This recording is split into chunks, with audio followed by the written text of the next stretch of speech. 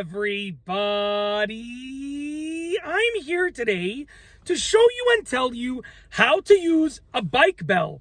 This will be an easy bicycle tutorial, so let's get right into the video. I know what you're thinking. Why would you be showing people how to use a bike bell? You just ding it, right? But there's a lot more to it than just pushing the lever, okay? There are a few different factors. So first and foremost, there is the installation of a bike bell.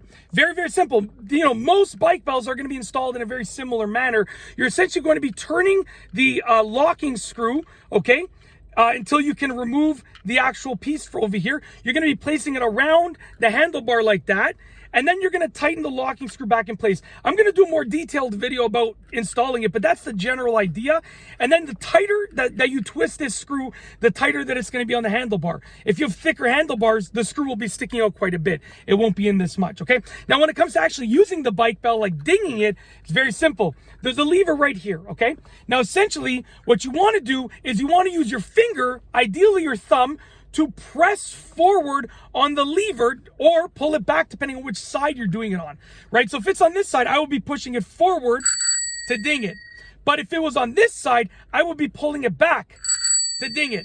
And it's completely up to you the way that you want to do it. Most people will use their thumb to push it forward. That's the position that they're going to place the bike bell on with regards to the handlebar positioning, okay? So essentially, you want to just fling it forward and it will retract back automatically like this. Okay, now I actually had my finger over that, and I'm going to go over that in a minute, why you're getting that sound, okay? So if you're getting a sound like that, it means that the dinger inside of here isn't positioned properly, and this might be too tight. So what you can do is you can actually twist this to loosen it, okay? And then it works again. So that's another tip. If you're getting a sound that's like, and you're not getting that dinging, it usually means that this is too tight, or it's just positioned improperly. So twist it, and I recommend twisting it a bit counterclockwise to loosen it, and you'll fix it. Very simple.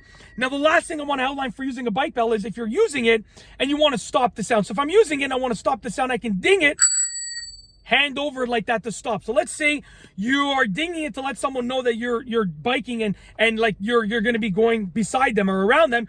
You can ding it, and if it's too loud or if it startles them, you can sort of hush it like that. So that's it. It's actually really easy to use. I've shown you how to sort of mount it, give or take, which I'm going to do a separate installation video on that. I've shown you how to use it. I've shown you how to troubleshoot it. And I've shown you, you know, if it's not dinging properly. And I've shown you the different ways that you can push it if it's mounted that way, or if it's mounted on the other side, you can pull it. It's up to you. However you want to do it, that's how you can get it done. That's it. That is how to use. That sounds like a motivational video. However you want to do it, that's how you can get it done. So get motivated for your bike bell. All right. Anyways, that's how to use a bike bell, an easy bicycle tutorial. If you like this video, please be sure to give it a thumbs up. Let me know what you think down below as a comment. And of course, be sure to subscribe for more great videos just like this one. And that's all I have for you today. Thanks for watching.